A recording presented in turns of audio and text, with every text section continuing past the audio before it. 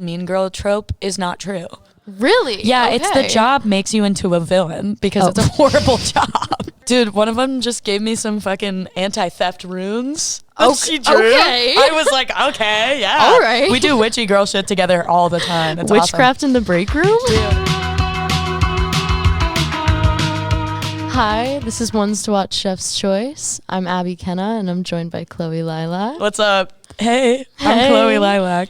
Yeah, you are. Nice to see ya. Yeah, nice to finally meet you. I know. We've been texting. We've been texting, and also we've known each other for years, and I don't think you know this. I don't know this. Well, You're I'm like the fear in your eyes. Was there fear? I'm not good at hiding how I feel. So I think it was 2 years ago now. Okay. You did a podcast with a podcast called Music You're Missing. Okay. Yeah. They're based out of Boston. Okay. I don't know if you remember Oh, yeah. this. I remember that. Yeah. I was their intern. It was over Zoom. And I edited all of the shit. clips of that. Yo. I wrote the blogs about it. Oh, man. Yeah. Do you hate me? Do I hate Yeah, I don't know. Do Maybe you I was hate yourself? from that? insufferable sometimes. Sometimes I listen to too. stuff that I did and I'm like, oh. Imagine having to listen to stuff like this Oh. over and over and over I again. hate that. I hate that. I like- so much. I don't feel like I'm a real person anymore when I look back at things. Fair. I'm like, that girl on the screen, I don't know. not me. Do not know. Don't want to be associated. No. Yeah. Disassociated. Disassociated from that. Don't know what that is. But like, what a full circle moment. Dude, for real. Like, I was a senior in college just trying to get any work because it was during COVID. Oh my God. Yeah. It was 2021. Yeah, 2021. Horrible year. Just all around. Just horrible. Like I didn't have friends and then I made friends and then it was like I was like, oh, I gotta get out of here. Yeah. Were you still in New York? Yeah. And then I was like, I'm moving. When did you move here? 2 years ago. Okay. I've started dabbing. That's my new. I love when people listen to this with audio. There will just be a pause. And it's me dabbing. I hope Guys, you all that know. was me dabbing, guys. Guys, that was 100% me dabbing. Don't worry, just me dabbing. No, don't worry about it. So how do you like LA? Oh, it's good. It's like super boring, but it's really fun. Like I Yes. love the nature. Do you? Yeah. Okay. Dude, I'm a nature boy. I have progressed Yeah. into a nature boy. I am from New York, born and raised, Brooklyn. Where are you Okay. from? I'm from New Jersey. What part? I grew up sort of by Philly, so like Mercer County. Oh, if you know. shit. Yeah. Are you by Marlton? No, I was. I've been to Marlton. I had a weird time there. What was your time in Marlton? I don't want to talk about it. I'll tell you when we're not recording. Weird things do happen in New Jersey. Yeah. And fun Overall, things. yeah. Do you love Pine Grove or what? You read me. Dude, it's all my brother's from Montclair. Yeah. Or my Sam. Yeah. His brother from another mother. So him. I grew up like a little bit south of Princeton. Oh, sick. So I just tell people Princeton, even though it was like a literal farm town that I grew up in. Dude. I'm like, yeah, it was like the smart part of New Jersey. But That's so sick, dude. yeah. Oh yeah. my God. So I grew up going into the city, but not like I'm sure in the way you lived there. I guess it is different. I mean, if you're from a farm town, that's a very different vibe. Yeah, I was like scared of the city. Really? Yeah. I remember one time I was at summer camp and I told these kids that I was from Brooklyn and they were like, do you know how to make a shank? And I was like, yeah, I don't. I don't. You were like, yeah, I do. I I'll was like, use it on figure you. it out. Yeah, I was like, it's over for you now. What summer camp was this? It was in Maine. It was like some like day camp situation and the kids there were all like towny kids and from Maine and they were like, you're from New York City? New York. New York City. You really are the most devious. Do you watch What We Do in the Criminal. Shadows? No, I haven't. Dude, that's so should. good. Anyway, that was a bit from What We Do in the Shadows. Anyway, yeah. So I lived in New York and then I was like, I don't know, in COVID, I was like biking to this beach called Fort Tilden with my mom all the time. Mm-hmm. Do you know about that place? I know about it from stalking your TikTok. Oh, dude, it's awesome. It's like, I'll come clean. Dude, come clean, dude. We're here. I did my research. Hey, I love that, honestly. can I say? I'm super shadow banned. It's really embarrassing. Really? It's deeply embarrassing. I hate it for me. We'll get through that. Yeah, we're powering through. Yeah. And like hate posting That on there now. honestly, shadow ban is kind of like nice because then you can post shit and like no one will see it. Yeah. So you can be as cringy as you want. It's true. It's like 5 people will see it and they're like, I love you. And I'm like, I love you too. You're like, actually everything I do We're is best untouchable. friends. Yeah, it's true. I can do whatever I want. That's actually a really good point. That's a really good way to think about it. I need to start doing that because I just like post things and then I'm like, I hate myself, and then I cringe into like my pillow. That's what I do. Do you have your profile views turned on? No. Okay, you're better than me. I don't want to do that. Yes, because I'll post I don't wanna something know. and it'll be like, you have 5 new profile views, and it's like Oh. someone I went to high schools with, mother, like an old professor, That Awful. would ruin me. a cousin that I don't talk to. That would hate that. Yeah. Oh. It's a Yeah. I cute don't. form of self-sabotage. Yeah, maybe turn that off, dude. That's like not a good concept. But it's so funny to look at like who cares. That's me like on my story views. Yes, I watch my story views religiously. I love that. I try to for you. check for people lurking all the time. Yeah, and then you watch it from someone else's perspective. Dude, yeah. Like, And how I'm did like, they see this? Yeah, I'm like, wow. And it's always like, wow, Chloe's so cool and cryptic. Chloe's so mysterious and cool and smooth. Right, that's what Which we're is- all thinking. Everyone thinks that about me because it's true. Obviously. So yeah, it's objective truth about this guy. You were saying about Fort Tilden, though. Oh yeah, so I would go there with my mom all the time. We would bike over there. It's like 25 miles round trip. So I got Wow. like super ripped. And I then, was gonna say. yeah, I was so in shape, dude. It was Love awesome. that. And then I just like was like, whoa, nature's awesome. And then I moved out here because I had this like really bad friend falling out, and I was like, like I've lived here my whole life. Like, let me try something new. I had a bunch Yeah. of savings, so If you're gonna start over, you might as well do it in a new place. dude, so new, and Yeah. I didn't know anyone here, dude. Really? Yeah, I like moved here, and like my brother Sam coincidentally moved at the same time. Oh wow. Yeah, like so coincidentally. Out here? Yeah, dude. Okay. And now he lives 5 minutes away from me. I literally had breakfast with him today. It was ethereal. That's so great. It's so great. He like drives me to the like urgent care when I'm sick. And I'm like, I can't. Please take me there. Because you're just always at urgent care. Dude, it's true. Oh. It's actually true. Until recently, I think it was COVID made me like quarantine made me like get sick all the time once I started like actually going outside. Yeah. This is riveting. Anyways, I love nature. I'm really into it. I go to the Yeah. woods. I like LA a lot. It's fun. I like that it's more of an introverted city Yes. than New York. Yeah. So I like that. I get to like spend all my time by myself and That's hang an out. interesting perspective on it. Because I moved here and I was like, oh my God, I'm losing my mind. It is so hard to see anybody ever. Oh yeah. I mean that's initially what happens. Yeah. And then ultimately you're like, this is awesome. Or you hate it and you move. I think I'm enjoying it now. At It's- yeah. first, like when I had no friends and like no community, I was like, how am I ever Gonna live going here. to get, how am I ever going to get out of this? So Like, real. meeting people was such like, I don't know, an intentional process. It really is, dude. I had to force myself to like look for events to go to. Right? Well, I got a job, and then that gave me a Yes. shit ton of friends. And then I moved. I lived with these kids that I like didn't know very well, and we didn't really like vibe that well. And they were all like way older than me. Well, not way older than me, but they were all like 5 years older than me. And at the time, Okay. I was like 19. Yeah, that's a interesting age gap. Like, We did not vibe very well. Wish them the best. Of course. And then I moved to my current spot, and my roommates are like both really good friends of mine now. oh great. Yeah, and they're both 5 years older than me, but they gave me a big community because they had already kind of been established here. Right. And then I started working the job that I worked at. Yes, you did. I Wow. did do that. I would have never chosen that for you. Oh yeah, it was a horrible job. It was terrible. Like you with your tooth gems.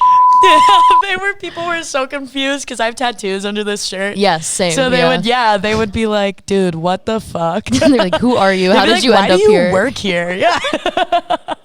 It's kind of great though. It was like, it's a horrible brand, and I really don't subscribe to the brand at all. Yeah. but it was the only place that would hire me with like no experience since high school. Right. So you've always just been doing music. Yeah, dude. So I like worked jobs in high school, obviously, but then once that was, I didn't need that. And then I was like, I've been independent for like 3 or 4 years. So I was like, oh, the savings are going down. Like, gotta get a job. Yeah. And I met so many, the mean girl trope is not true. Really? Yeah, it's the job makes you into a villain because it's a horrible job. But it's like the people there have turned into like some of my best friends I've ever made in my life. That's awesome. Dude, it's such a blessing. So shout out to for giving me my girls. Dude, one of them just gave me some fucking anti-theft runes. She drew. Okay. I was like, okay, yeah. All right. We do witchy girl shit together all the time. It's Witchcraft awesome. In the break room? Dude, it's so sick. Well, I don't work there anymore. I was like, this is too much. Yes. I can't. This is sucking all the childlike wonder out of my body. Me with my coffee shop job. Dude, I'm for like real? starting to hate coffee. Oh, fuck. I love it because I get my like social interaction for the day. I feel like as musicians, I like want to always stay in my room and like, I don't know, just hold myself up and like write or listen to stuff. I relate to that deeply. Like draw. So it's good to like force myself to get out and like talk to strangers. It's also good to have routine. I feel like I was really Yes. lacking that before In I New got York? a job. Or Just like in general, like, because I was homeschooled in high school. okay. And then I like dropped out in my senior year like an idiot. And it's so dumb. Maybe it was necessary. No, it Oh. wasn't. I just was like, I don't want to do this anymore, and I'm on tour now and signed. Yeah. So my parents were like, okay, You got signed really young, yeah? dude, yeah, for sure. How young? I was like 15 or Okay. 16. I think it was like the day before my 16th birthday, and I Yeah. got arrested the day I got signed. Like immediately, For why? instantly. I was just a bad kid. I was like, I was like doing stupid shit constantly, and yeah, I got arrested, and then I was like crying in the jail, being like, "Oh, is this gonna fuck with my record deal?" No. And then the cops started fucking with me. Fuck that NYPD. They started fucking with me, those assholes. Did that affect you? Not the Oh, no. cops, Yeah. but like getting signed at such a young age. Oh, Like how did that? I don't know. I feel like that's such a pivotal time in growing up yeah, dude. to then like be in the business. Oh yeah, in the biz. in the biz, show the music biz. biz. Hacha. Well, it affected me because my parents. I'm not as my mom would say, a nepo baby. Which we have So- T-shirts we'll give you that Oh. say "Mommy's little nepo baby." Oh my god! Wait, my mom would love that. We'll give her one. My parents aren't in music at all, so I kind Okay. of clawed my way into it. Yeah.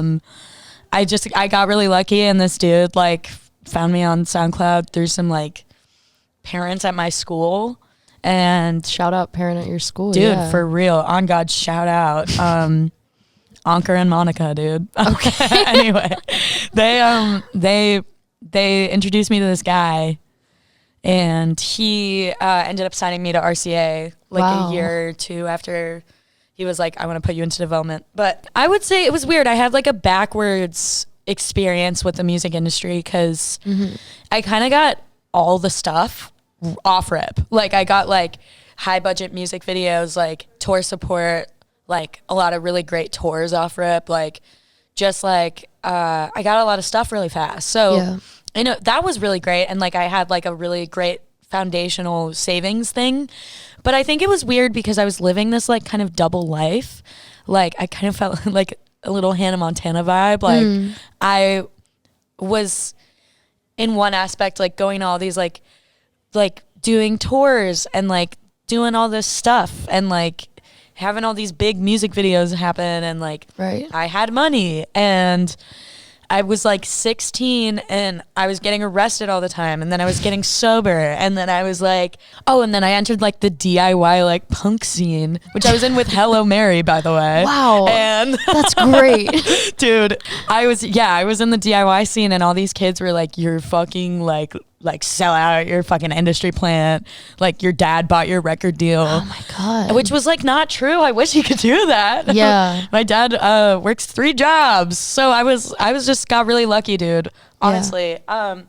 So it was weird. It was like I don't know. I also had this like major label being like, who are you? What's your thing? And I was like, I don't know. You're like, my brain isn't I'm even literally developed 15, yet. dude. Like, I don't know what's going on ever. And then, yeah. So I would say it was a mixed bag. Like, I love all the people who I worked with at RCA, and I'm still on really good terms with everyone there. Yeah. And I think they're a great label. I'm not sure that, like, major labels are very good at developing young artists. Like, I think it was too soon, and then they dropped me too soon. They didn't really give me a chance to redeem myself. Right. So, like, it was maybe something that should have happened once you had a chance to be like independent and tour and like figure your shit out. Yeah, absolute. But also I'm really grateful for the experience. Like, I don't want to sound ungrateful. But then it was like after I got dropped, it was fantastic because I ended up like learning about the actual what it's like to like actually tour and like actually like make my own budgets and like scrounge together money and like negotiate pay with my musicians and like design my own merch and get really involved in that. And like I think it's just I've become so much more passionate, honestly. Like it's like I feel so much more connected to my fans, to the music. Like it's a lot more work, but it's like so worth it. Right, like because you're in it. Yeah. You're like a part of every part of the creative process. Absolutely, dude. And now I have like a whole like concept for what I want my like character to be. And like I have like it's like I've done a lot of brainstorming about like who am I as an artist, and like I think that was like a great lesson that I got from being signed so young, was like figuring out how to do that and like how to go about making mood boards and like putting together like a concept and like a pitch deck and like I don't know. So long story short, that's how that was. No, I can see that. I like did a deep dive on your YouTube and I went back I think like 3 or 4 years. Ooh. No, it's great because I've been meaning to delete some vids, man. Well, I've seen them now. Oh, that's awesome. Wow. No, but like I went back to like douchebag era. Yeah. And you showed like the whole making of this music video that you did in your garage all by yourself.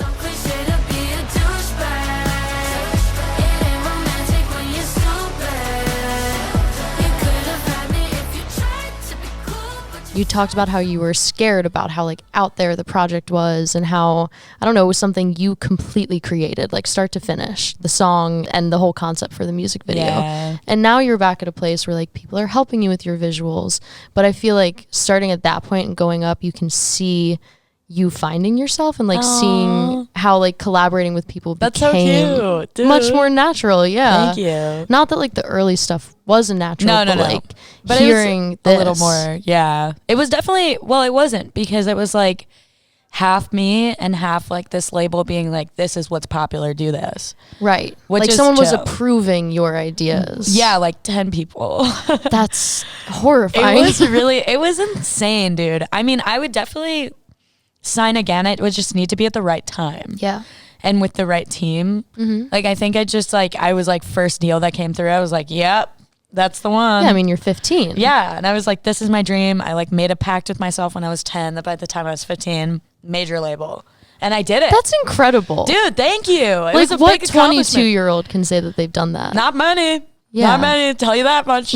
No, maybe Billie Eilish, but that's like it. Probably, and a few other people. Probably. I got really lucky. It was really, I feel really grateful for the opportunities and the experience that I had with RCA. But yeah, there were definitely some double-edged sword moments, but for sure. I don't know, grateful for the opportunity and the experience. But yeah, it's definitely, being independent has allowed me to really individuate as an artist and do a lot of soul searching and be like, okay, what the fuck is going, like, what do I want to say? Yeah. I feel like your recent project, You Were Good to Me. Aww. Love it. Thank you. It's I also love it. Okay, that's good. Yeah, I'm really proud of it. That's a good start. Yep. It definitely feels like a collection of songs. Like there's a theme going throughout it. I know Once to Watch kind of talked to you about it when it came out. Yeah. And you said it was a lot about like losing people. Yeah. Can you speak on like the writing process and totally, like, did you write all those songs at once? Did you know what the theme was going to be before you wrote them, or did it just happen? Yeah. These are very good questions. I never write things, like I never like put unless if I'm like really moved by something, I never put like I'm like, this is what I'm gonna write about, and this is a concept album. Like, Okay. unless if it's visual, but like I don't want to. I feel like that like closes you off in a lot of ways from just writing about what's going on. But I think, I don't know, the theme like since COVID for me was dealing with death and dealing with grief and loss and what that looked like super young. I bet you can relate too. I mean, Yeah. especially living in New York and being there during COVID, like there was just so much death, dude, like so much. And I like had no idea how to deal with it. And then I lost a lot of friends. Yes. And like I was just like heartbroken about that. And I don't know, dude, like I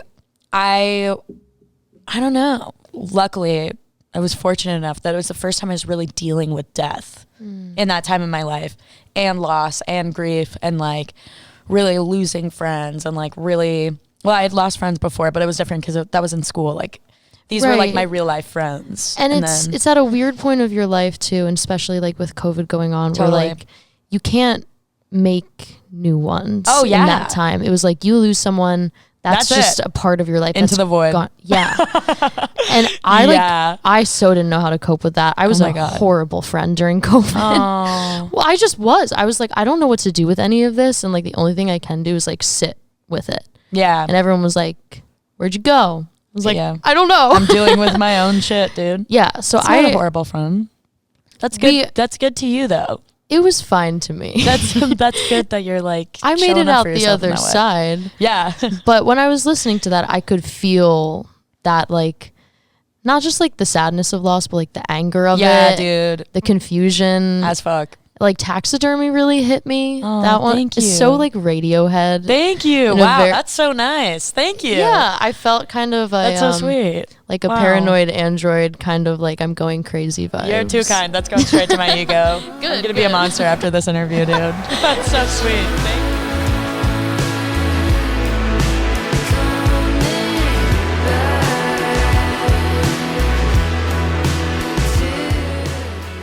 You said that there's like platonic, romantic, and sort of like self-loss throughout that. What are the, like, which songs does that pair up with? I would say all of them. Yeah. Like I think the like losing myself was a big thing that has happened. I feel like it kind of happens over and over and over again throughout your life, where you're like kind of constantly growing, and then you lose yourself a little bit, and then you find yourself again, and then you lose yourself, and then you're like, no, this is who I am. No, this is who I am. Yes. And Mourning the past versions of yourself. 100%. And I feel like the song Only Love Song, that song is like a love letter to myself.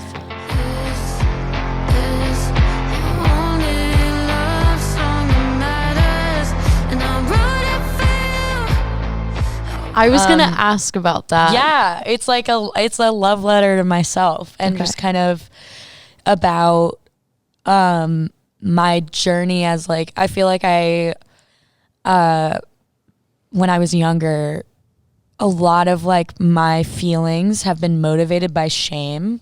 And my perception of myself has been motivated by shame, like, and cringe, and like just like being like, oh, why did I do that? And like, I think I was going through this moment in my life where I was starting to like accept myself a lot more, and like I was like dealing with my inner child stuff, and I was in therapy, and I remember I like had this moment with this woman. She was actually my media trainer. Okay, love. Yeah, they put me in media training. Wow. Fucking weirdos. They put me in media training at like 16. And there was this woman, Tracy Pepper, shout out to her. She's so fucking great. She like was like, close your eyes and like imagine you when you're young. Ooh. Like you're like one of your worst times in your childhood, and like imagine just like giving yourself a hug.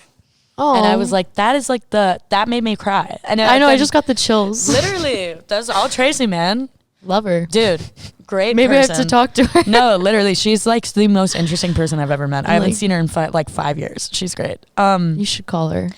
I feel like I should, but I definitely don't have her number anymore. Word. Anyway, so this is all to say, I was going through that. Yeah. And that was a really profound moment for me, like as a young person, just being like, embrace the cringe. Like, it's okay. It's okay that I was like a bad kid, you know, like that's fine. It's actually not that weird.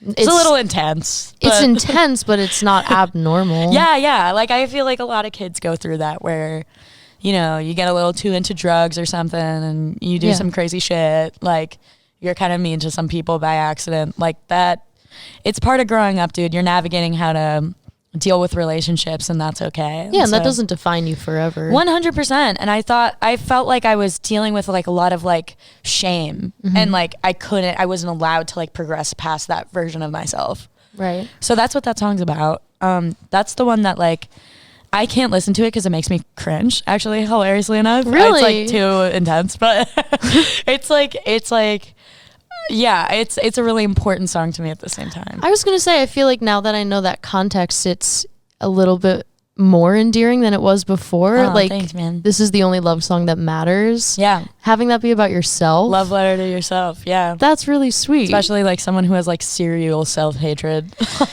Yes. Yeah. I think it's important to have one song in the mix of all of them. Like, I'm a pretty cool guy. Yeah. Yeah, I'm a cool guy. Whatever. So one thing that we do on this podcast is I kind of look at artists as like, if I served you up on a silver platter, what would be the appetizer to Chloe Lilac? Whoa. Like music-wise? Yeah, music-wise. What would be the first thing you wanted someone to dive into to get to know you? Like, maybe specifically off of the You Were Good to Me EP. I always say Lily's Backyard. Okay. I love that song. Why? It's just like so sick. Like, it's I'm really proud of it. It's like, I'm really inspired by like Hole and like Nirvana and the Pixies, and I feel like it's like a really, and the Breeders too, like it's a really good combination of all of those. The lyrics aren't too complicated, it's pretty straightforward. And your outside so pretty, but the inside so dark. Yeah, know what you did, but you don't know who you are. Yeah. It's straightforward, but also I'm like, I want to know the story of it. I can so tell you. bad. Please, I can tell you if you want. The girl that I wrote it about just came up to my best friend in public and was like, it was like, Chloe wrote Lily's Backyard about me and she hates me. I was like, why would you say that? You're like, true. I mean, she's not beating the me not liking her allegations, but she was basically like, it's basically Lily's Backyard is about this friend I had who just like didn't really like me that much. Like, I think we really loved each other, but she didn't like really fuck with me. Like, she was constantly cut me down in these weird ways. Like, she would like try to like embarrass me all the time, and like that's an insecurity thing. I think it might have been a jealousy thing. I mean, we were so young. Totally. But that being said, like, she at the end of our friendship really broke my heart. Like, she like ended up like just like telling all my friends that I was crazy and like turning a lot of them against me, or at least that's like how it felt in the moment. Right.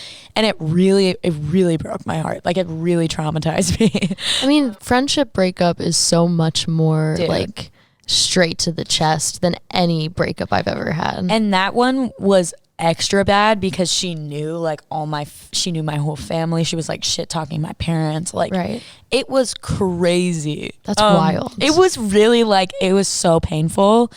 And especially when I love people, I love them hard. Yeah. And especially my friends. Like, yes, I would die for my friends.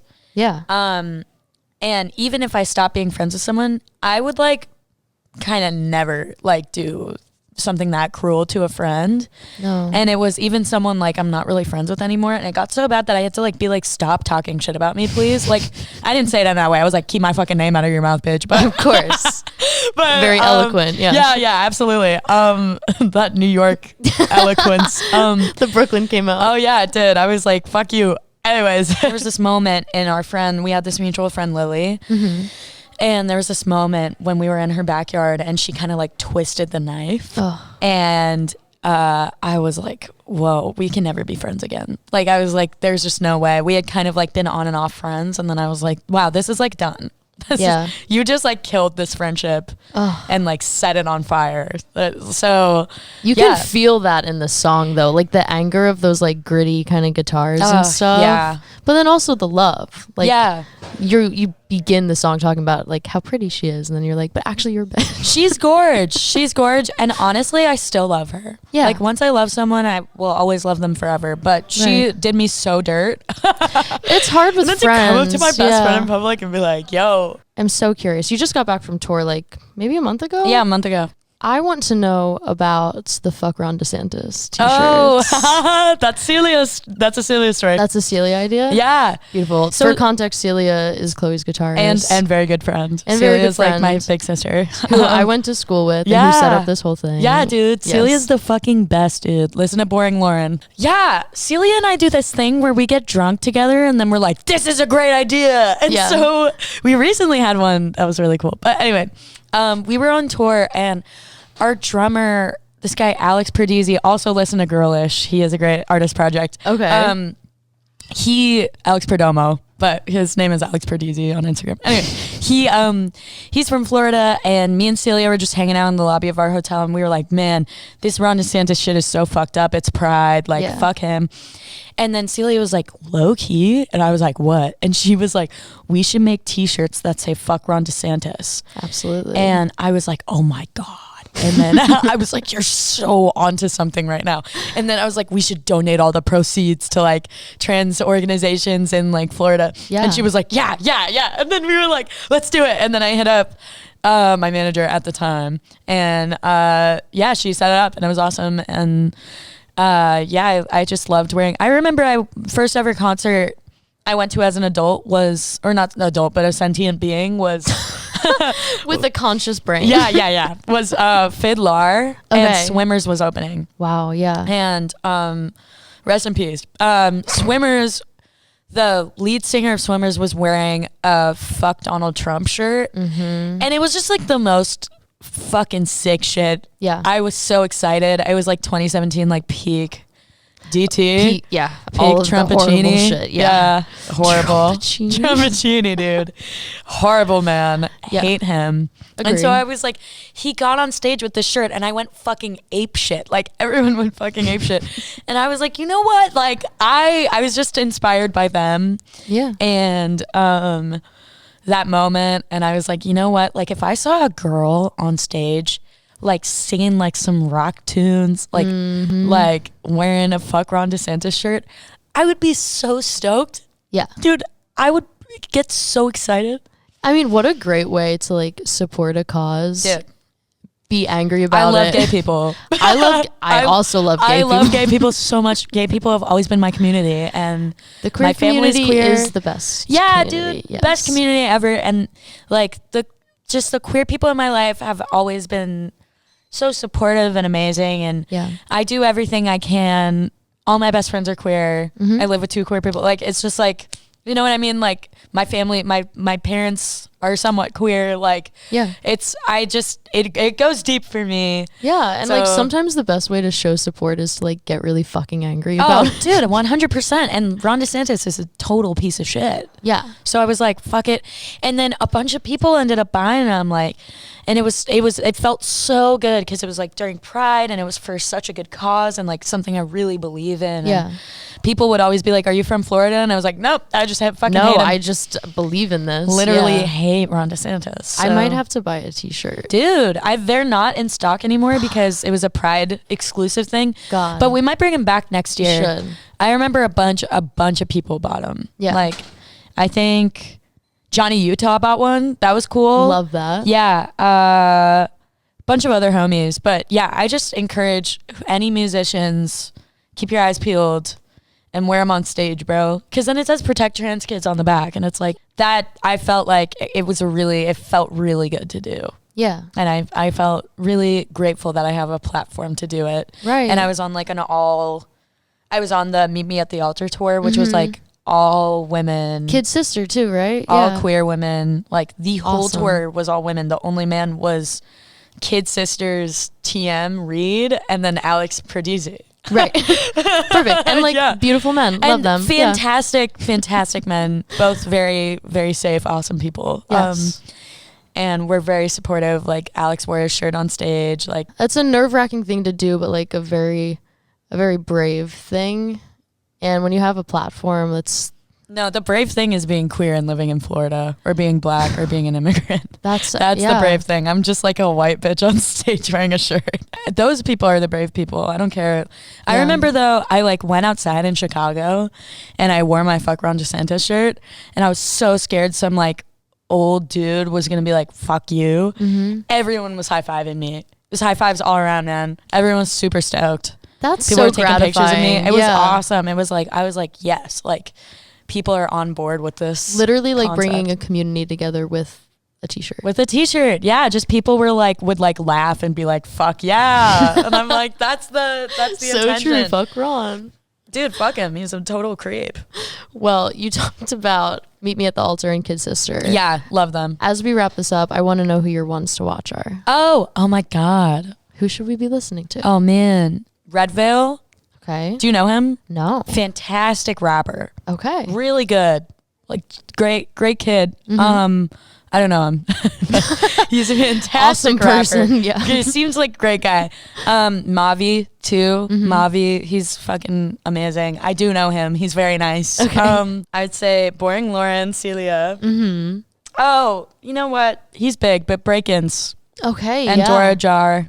Yeah. Oh, I love Dora Jar. Love her. She's the best. She's and so cool. talented. So rippingly cool. Yeah. And Break-Ins is just like absolute goat of all goats. He's so fucking good, dude. It's like math rock, Midwest emo mixed with like dubstep. That actually sounds so incredible. It's fucking weird, but it's like amazing, dude. I love a genre crossover that makes no sense. No, right. And it worked. Oh, duh. Pom Pom Squad. I love Pom Pom Squad. I toured with them, and last year they are just the sweetest, kindest people. Really? And their music is just so fucking good, dude. Like, that's great. Their music is like music that I wish I wrote. Beautiful. Okay. Well, awesome. thank you so much for being here. Dude, thanks for having me. This was awesome. Once again, this is Ones to Watch Chef's Choice with Chloe Lilac. Chefing. We're just cooking. 2 chefs. Yes, chef. Thank you, chef. Listen to her mixtape. Behind. Corner. Listen to her mixtape, You Were Good to Me. The deluxe version is out on all streaming platforms. It is. Maybe catch her on tour. Hell yeah.